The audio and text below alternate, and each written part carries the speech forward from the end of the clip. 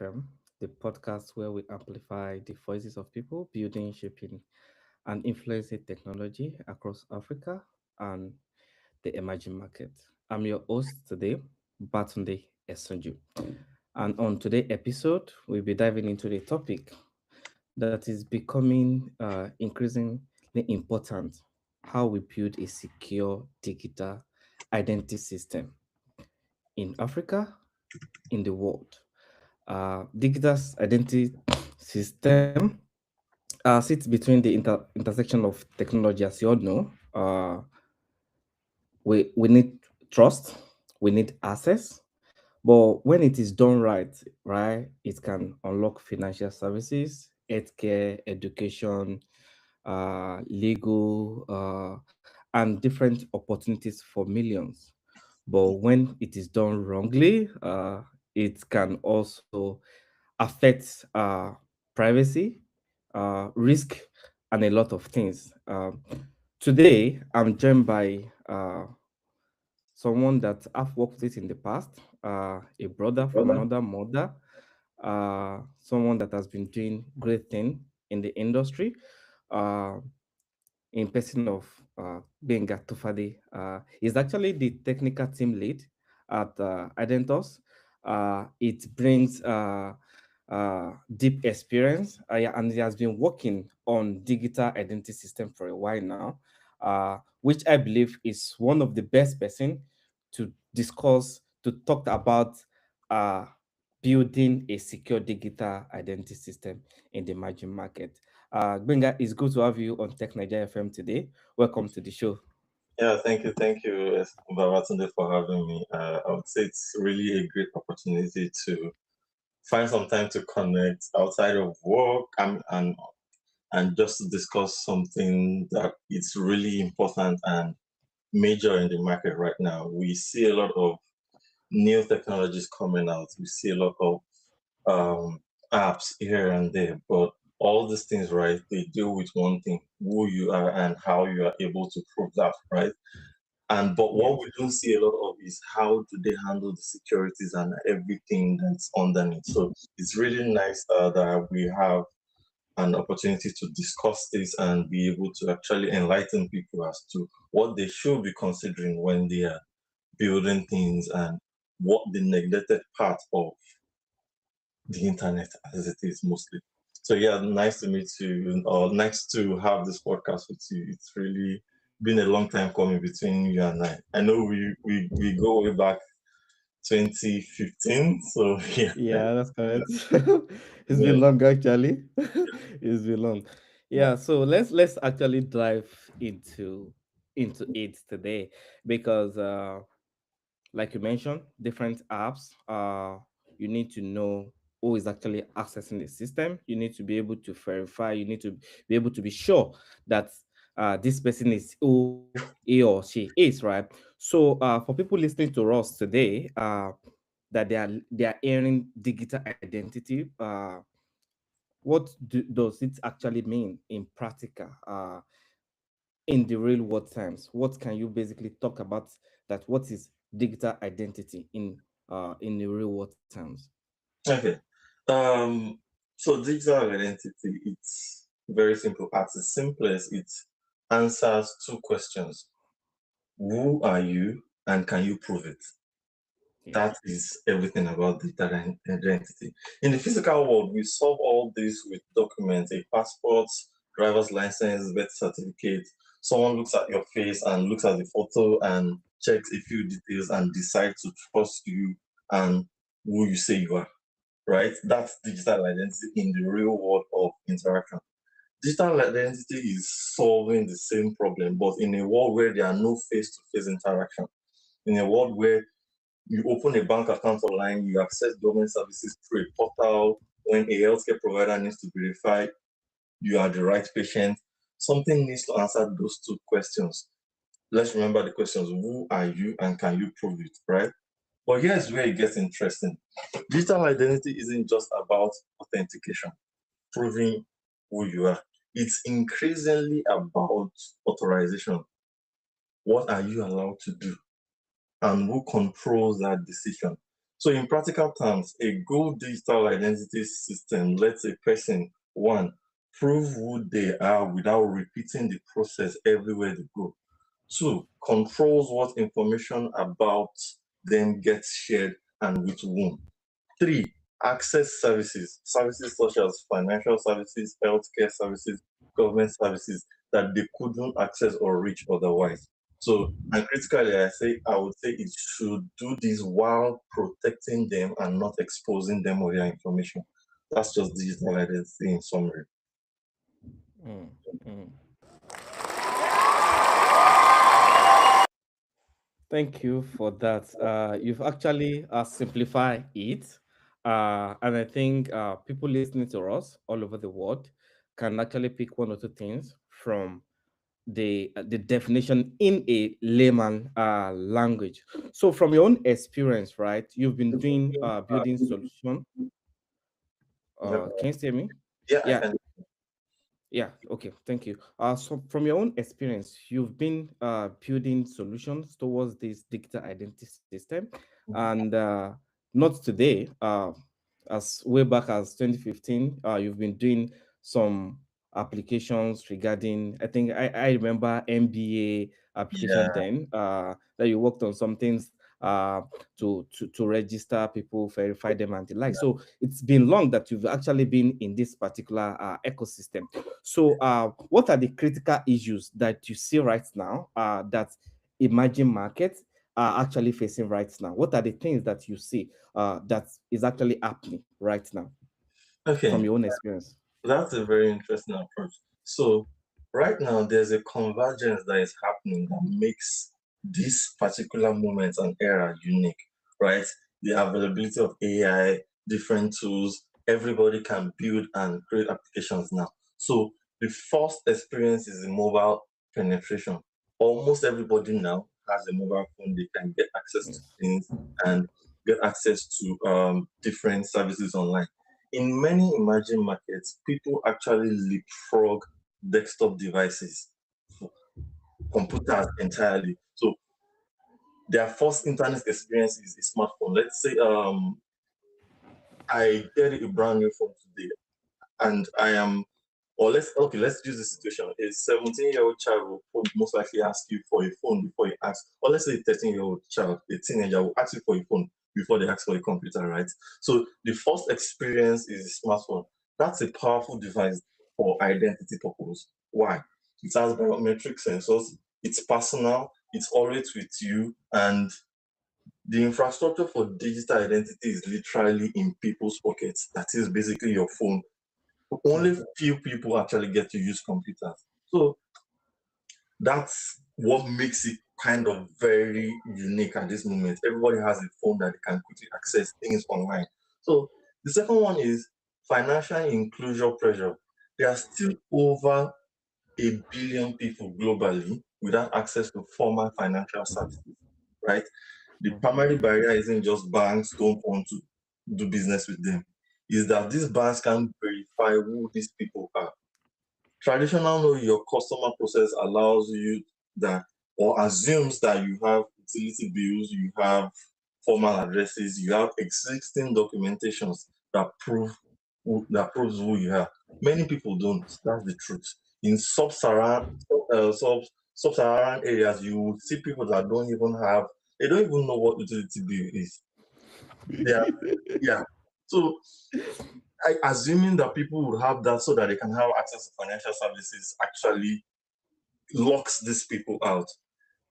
Many people don't, like I said. So digital identity can bridge this gap. The third thing I would say about that is government service delivery, right? During the pandemic, right, COVID-19, we saw governments worldwide scrambling to distribute benefits, palliatives, very Yeah. high eligibility, and reach citizens.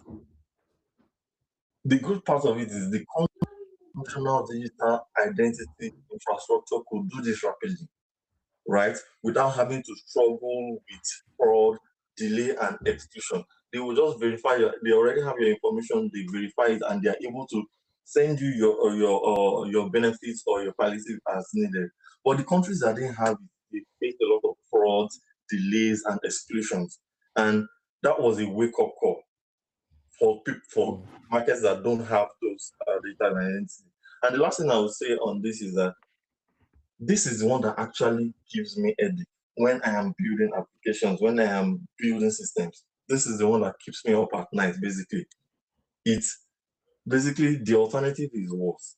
If we don't build trustworthy and user respecting digital identity systems, somebody else will build the one that will exploit users.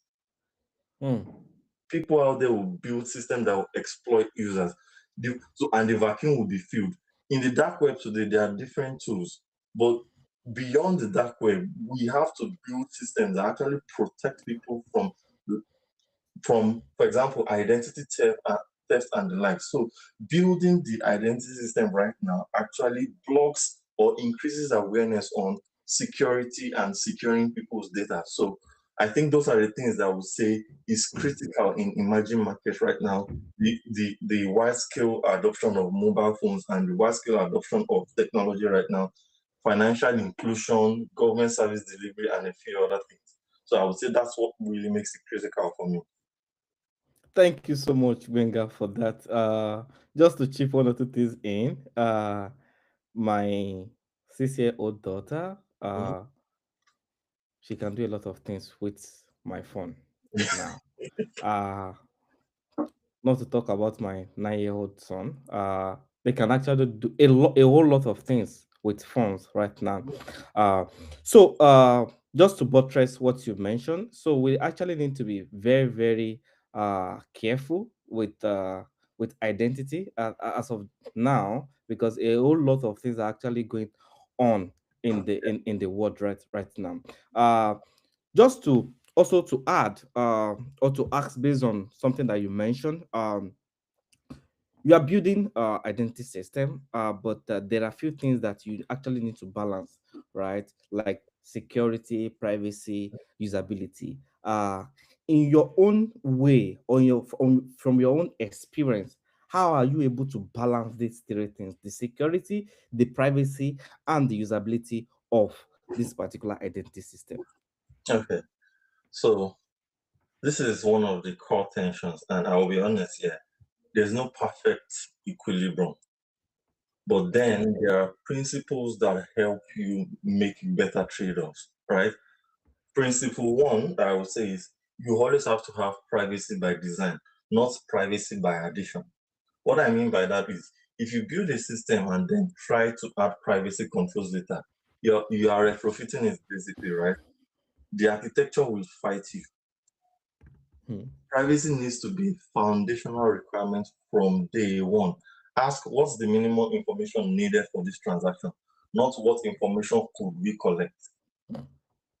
Principle two for me that I would say is security through limitations, not just protection.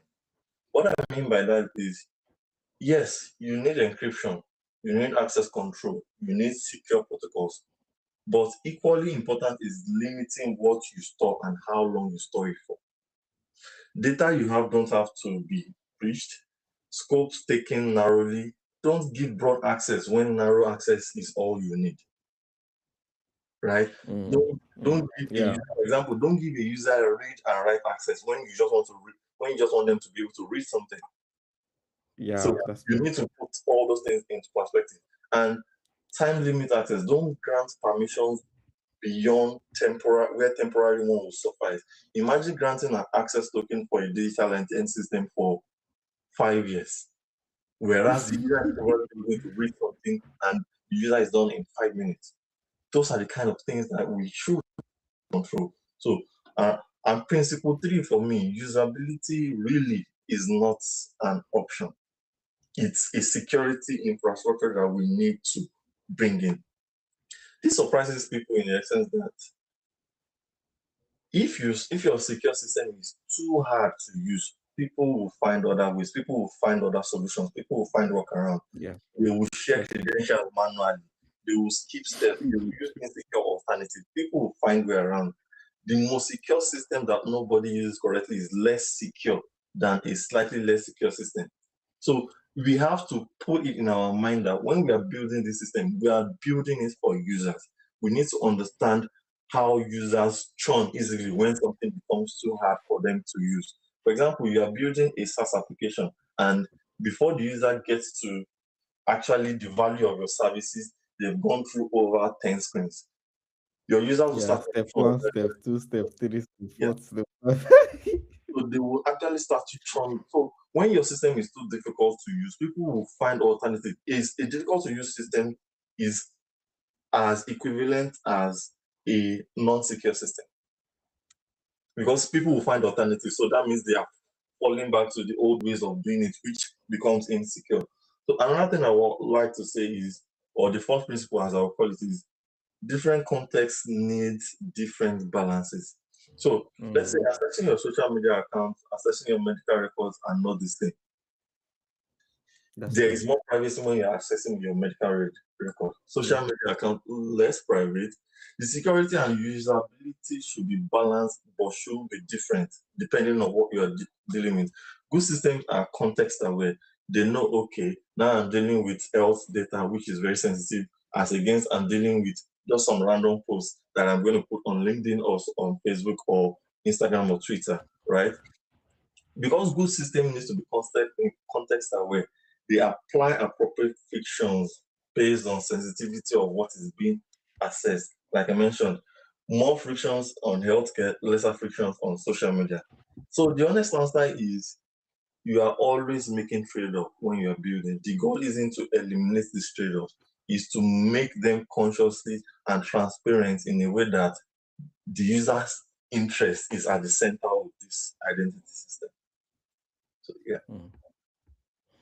Yeah, so just to add to that as well, lately, any registration that I want to do online that doesn't have like O2, like Google, uh, Apple, or LinkedIn for me to just sign in, I'm Mm. always skeptical. I'm always getting frustrated about it because Yes. I don't have luxury of time to be typing my email, my phone number, because I believe with those kind of platform, they've done a whole lot of integration with my data to some extent is Yeah. actually secure. So I always to some point feel comfortable when I'm using those platform rather than me entering my email, my password there and there. Yeah. Yeah. So that's just about that, just to add to that. But the other thing is trust is actually a big issue Mhm. in this emerging market. And if users can't trust your system, that's the total end of that solution. If they can't Yeah. trust it, or let's just imagine that they trust your system to some extent, but along the line something just happened. Maybe there is an issue with your system and something just happened to it, right? They might basically not trust your system again. So So how for do you, example, a data breach. yeah, like a data breach. So how do you think, because it's actually happening to all these big companies, but they don't actually publicize it. Wow, Yeah. you might not know, but in your own opinion, right, how do you think this digital identity system can earn and sustain public trust? What can you say regarding that? So to earn and sustain public trust, right? I will always say keep the user in the middle of what you are doing. Don't build systems for yourself. Build system for the user.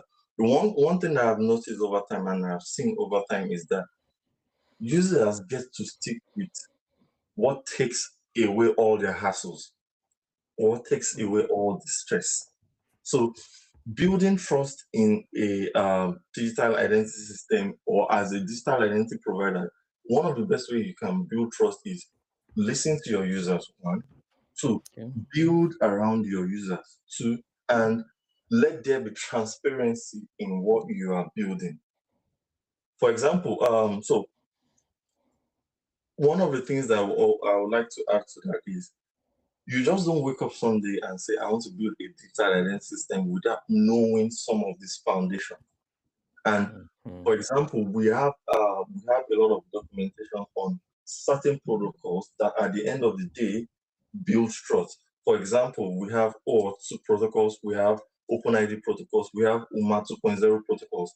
These are industry standard protocols that a lot of organizations have come together to say, okay, when building secure systems, these are the certain things that you must implement at the minimum, right? So, if you want to actually build trust in your user and you are here to stay as a digital identity provider, you have to use these protocols and then build your own extra layer of security on it. If based on what you just said previously, if I'm going to a website and they're asking me for username, password, I might be skeptical. But when I see Google, I would my data is already with Google. I can accept to use Google as it is. But Google, you are that website has connected to Google through one of the protocols, which is Yeah. OAuth protocol and OpenID protocol. These are the things that build safety. When people see that kind of, as a matter of fact, I prefer to see certain websites that they only allow you to log in with SSO, as against the ones that only force you to give username and passwords. But most importantly, right? If I'm saying put the user in the middle of what you're doing, to earn trust, you need to give people the ability to make decisions. You need to Yeah. give people the ability to choose. So when you're building digital identity systems, do you give people the power to control who sees their data, who uses their data, and how their data is being used? Do you give them the power to say, you know what, I have shared my data with, for example, let's say I share my data with a SaaS platform called XYZ today. If tomorrow I want to wake up and say, no, I don't want XYZ to have information and access to my information anymore, can I go somewhere and actually deactivate XYZ information? I could request XYZ to delete my information, and if they refuse for one reason or the other, can I actually go somewhere and actually revoke the permissions or my access that I have given to XYZ? So, Yeah. giving people the control to be able to take actions, take decisions. For example, when you want to log in on certain services and you log in with SSO, let's say Google in this case, trust comes from the perspective of you see consent screen. The consent screen tells you what that website is asking for. Maybe your date of birth, your profile information, your email, your address, and the likes. That is somewhere where control starts to come in. When you see that kind of thing, if you are not okay with what is being requested, you can choose to decline that consent, and that service will not have access to your account. These are the kind of things that people and users see and have trust in such digital identity systems. Thank you so much for explaining it much more better. I really appreciate because with this, people listening to us all over the world will have picked one or two things regarding the digital identity system, how you can actually build trust. It's possible. You can build trust. That's 100% you can actually. So people listening to us, engineers, funders, architects looking watching us or listening to us now, you can actually gain one or two things from this conversation when you are building something or you want to revamp something or you want to modernize something. You can actually build digital identity system into your solution. Thank you, Benga. I see a few more question to just Yeah, ask yeah, sure. before we call it a wrap. For engineers that are interested in working in digital identity, all right, what skill should they focus on? AI is taking a whole lot of things nowadays, but before AI, and even if you don't have uh, basic knowledge, it's going to still be hard for you to basically use AI. So for engineers interested in working in digital identity, which you've been for a whole lot of years, what skill should they focus on? So One of the most important skills, which I've also mentioned, is you need to know what the industry standard is around security protocols. For example, do you understand OpenID specs enough? OpenID Connect enough? Do you understand O2 standards enough? Do you understand the concept of authorization server? Do you even understand where your data lives, where most of the time it is referred to as the resource server? Do you understand your own role as the builder of such systems? So those are the kind of things. The first thing, most importantly, is you have to be keen on security protocols. Other things, some of these things are just soft skills, right? Before I even get to the um to the core and technical skills. Soft skill is understanding that users' information is critical. So you treat users' information the way you want your information to be treated. It Yeah. starts from the place of work.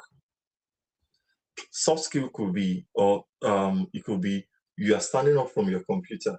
Um, do you actually lock your computer?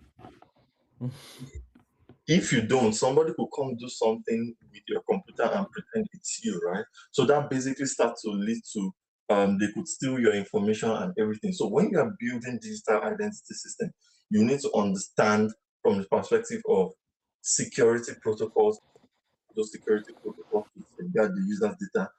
Are you building system that is logging personal identifiable information in the logs? Are you building systems that is exposing personal health information in the logs? You need to know how to think of these things in the lines of security. And then most importantly, when it comes to technical skills, I would not really say this is the language you should use. It doesn't really matter as long as you are able to achieve the result.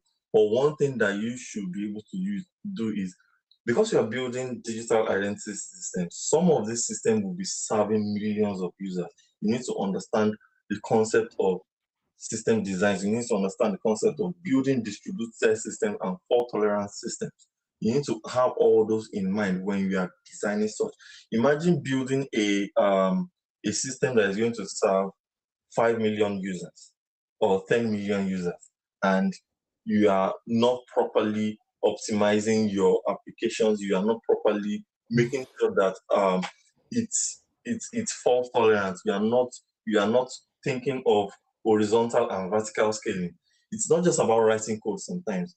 From the perspective of engineers, you need to understand what it really takes to build a sufficient and strong system. You need to understand the concept of um, how you will translate these protocols into building your technologies. There's a lot of things under OAuth that has been defined. There's a lot of things under OpenID Connect that has been defined. There's a lot of things um, UMA 2.0 that has been defined.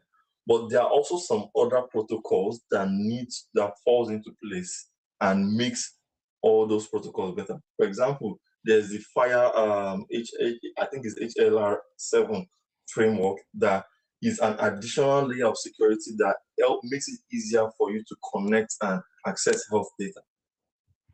So all of these tools and technologies, you also just need to know and dive deeper into the security and the industry standard protocols that are out there. Like I mentioned, O2, UMA, OpenID specs, um, fire specs, and the like. So those are a few of what I think the developer should be focused on, or the engineer should be focused on. It shouldn't just be about I'm going to build this system, I'm going to build this landing page, is going to be nice, I'm going to build no.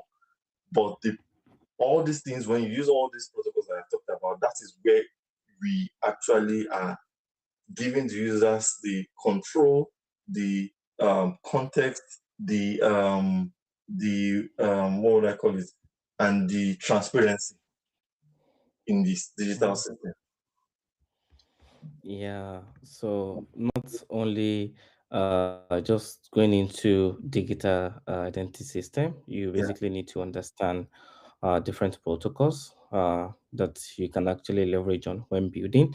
Like Benga mentioned, you need to understand like OAuth2 protocol. it's going to save you sometimes when building, and to also give your system ability to be solid. He also mentioned something about scalability. If you're building for millions of users, you need to also build that from the get-go, not after you realize that your system is being used widely, and that is when you want to start Yeah, doing some manipulations here and there. It's going to cost you a whole lot. yeah. So Well, just have that just at the back before, of your mind. just before you continue, I just want to add a few things. Like I said, it's skill and it's you have to have the mindset, right? You have to understand the mindset. For example, you should not treat your users as stakeholders in this system. Like I said, they are the center of what you're building. The person whose identity system you are managing is not just a data or a record to be verified. They are stakeholders with interests and concerns and rights. Design as if you are serving them. Based on what I said. Your system, you should also assume that your system can be abused. So design effectively. But also good identity systems can genuinely improve life, build hope, or even do both. And you have to have a long time mindset of thinking. Another thing when it comes to skill is you have to know that you don't have to reinvent everything. Like I said, some Yeah. of the protocols already exist. For example, let's say you want to encrypt certain users' information. You don't need to implement a new cryptographic algorithm or primitive. There are a lot industry standard Oh, yes. a lot out there that you can use that makes your work management. But you need to understand hashing, concept of hashing. You need to understand encryption. You need to understand data signation. You need to understand public key infrastructure. You need to understand key management. You need to understand, and all these things are all the pieces that comes together to build digital identity system. Do you need to build those things all over again? No, they are already built in pieces and chunks out there. We have thousands of libraries, OAuth, Nimbus, SDKs that you can use to achieve all these things. So there are a lot of things to consider, but just to mention a few of those. Yeah, thank you so much. A whole lot of things to basically consider, like Benga mentioned. Uh, I think our time is fast spent. I just have a few more for us to go over. Um, let's come back home a little bit, right? We all know where we are from, Nigeria, as a case study. There are a whole lot of things that is going on there now, from people hijacking a lot of, like hijacking your phone, doing a lot of things from there. How do you think users can basically secure uh, like their devices, not to allow their data out there? Because when they snatch your phone, right? Even if you lock it, sometimes they find a means to unlock it, and with that, your data is out there. So, how do you think we can actually, from your own experience, right? You've been there before. You've been in Nigeria, but currently you're not there again. But what do you think that people can actually do in terms of security, in terms of securing their devices and the likes? Okay. So I would say the most important thing is you need to be able to categorize your data. What is sensitive and what is not sensitive. For example, I will give you a very typical example, right? You're building an application and your code lives on your computer 24/7. You never push to GitHub, you never push to any repo to store your code. When your laptop gets lost or stolen, you basically have to start all over again. Yeah. If you've been able to categorize that code, that application that you're building as sensitive, you will know anything can happen. Your laptop could crash, but I want to put it in a place that is secure to me and it's easily accessible for me later, even if I change devices. So I will always tell people that sensitive information do not have to live on your phone. there are a lot of secure vaults out there that you can pay for and or even have access to that would keep your information private. I don't expect that um my I would put my password or my information to my bank accounts or everything on a notepad on my phone. I would actually use a password manager that requires a biometric approach that will also even do liveness checks to be able to verify me. So even if my phone gets stolen, right, they might have the password manager on the phone, but if I am not providing my biometric data, nothing they have to do except if they want to wipe the phone, and that means my information is actually gone from there.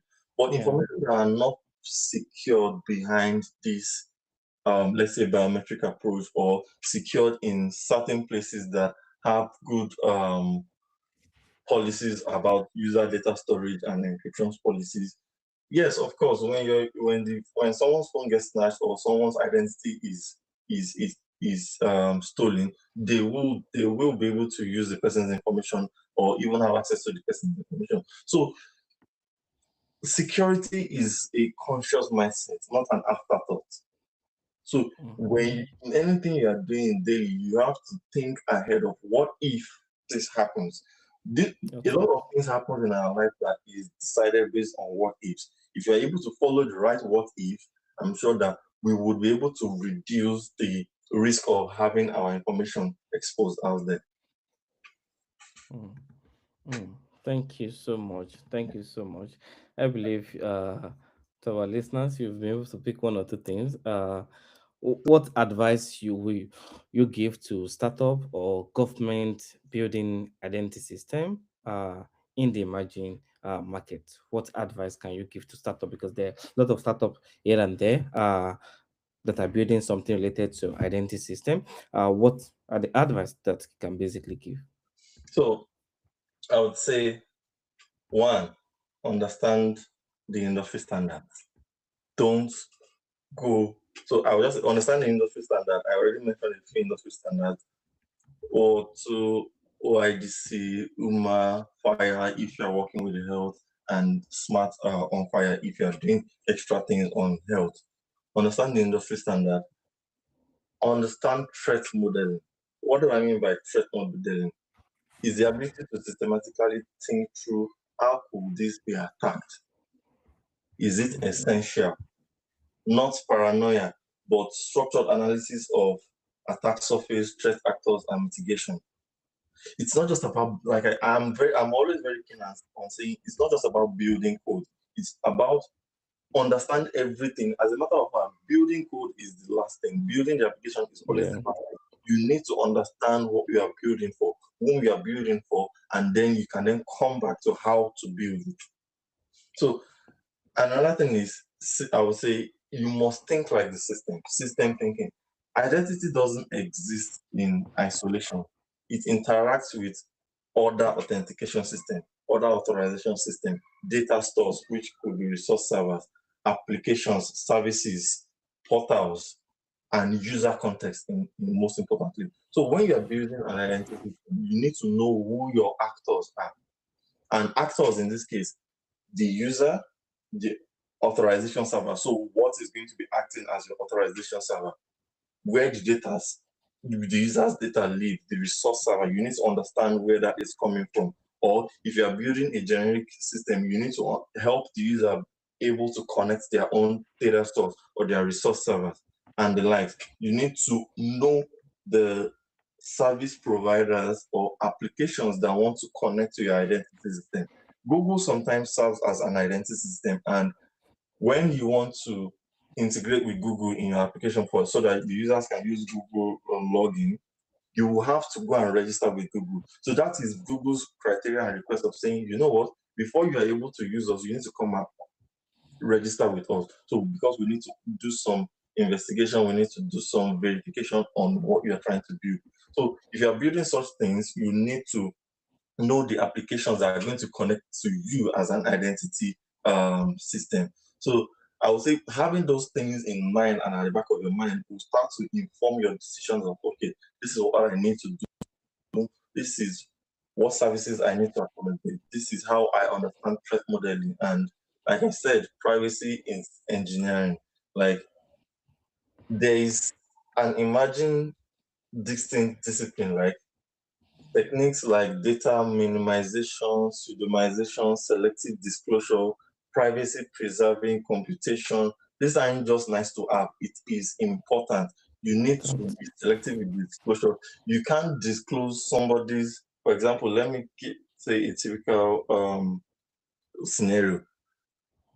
If a service provider is trying to get your financial information and the data identity system that sits in between your financial information, that is your bank, and your the service provider. So let's say a financial application is trying to a financial service. Maybe you're doing what, how would I put it? You're doing a thrift contribution with apps. We see a lot of apps like that day, but they need Yeah, to get yeah. some information from your bank to be able to set your account up. And they only need your savings account information.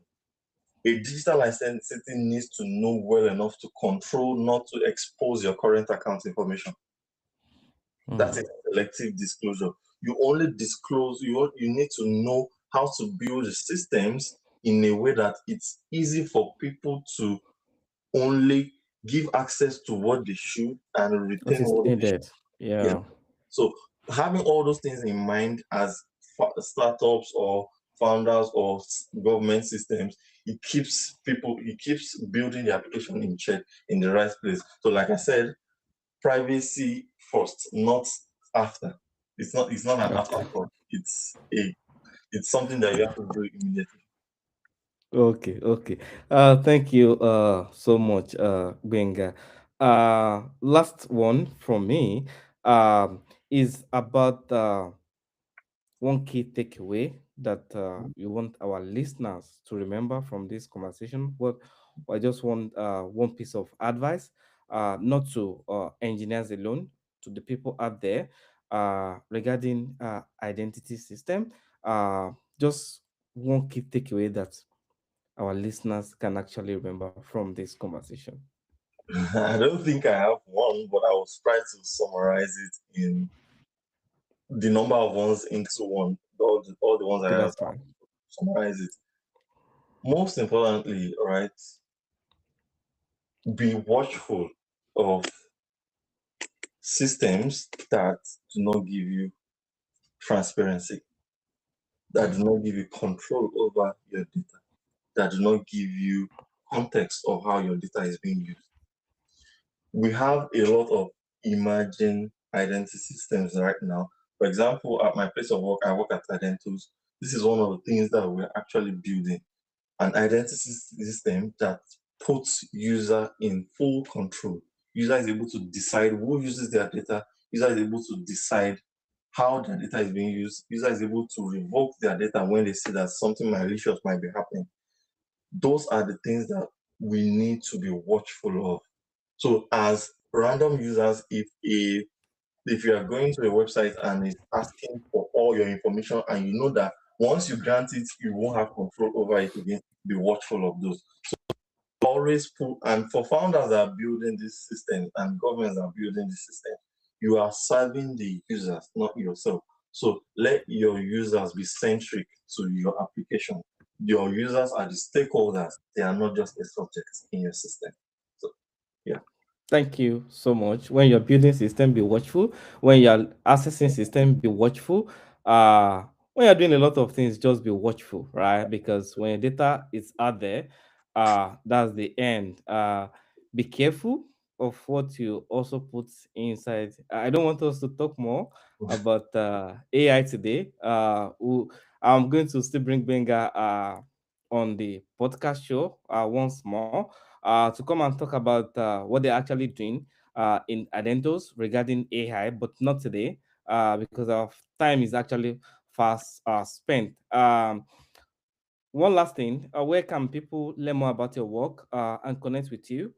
Should in case we might, like I said, we might have funders that want to go into this. We might have engineers that have questions. Where can people learn more about your work and connect with you, just for us to wrap up this particular session? Okay, you could reach me via LinkedIn. I'm always open to responding. So my LinkedIn profile, I can it's basically just search for my name, Fafade Oyewole Benga. You would see me there. I would be willing to answer any questions that you have around building secure systems. I don't just build digital identity systems. I build secure systems in fintechs, in in IoT, in a few other places. So, but the most important thing is we are talking about digital identity system today. If you have any questions around that, if you have any questions around some of these protocols that look ambiguous to you, let's say maybe you don't understand how OAuth works. OAuth is in our everyday life, especially for us that use Google accounts or all these Yes. Apple accounts and everything. So you can reach me on LinkedIn, search for my name, Tofade Oyewole Gbenga, and just send me a message, follow me, and I will definitely respond to you. Thank you so much, Benga, for sharing your insight with us today. I think this conversation has been really thoughtful and helpful about building digital system, which are basically secure and trusted. To everyone listening to us, I hope this episode gave you a new perspective, right? Because I think we've touched a whole lot of things here. If you're an engineer, Panda, you will have picked one of the things from this conversation. Don't forget to follow us and subscribe and share Tech Niger with someone uh, who might find it valuable for whatsoever things that they might be building out there. Uh, I'm your host, Babatunde Esenju. Thank you so much for joining us today. Until next time, like I do say, keep building, keep learning, and keep pushing the technology forward. Thank you so much, everyone. Thank you. Cheers. Bye.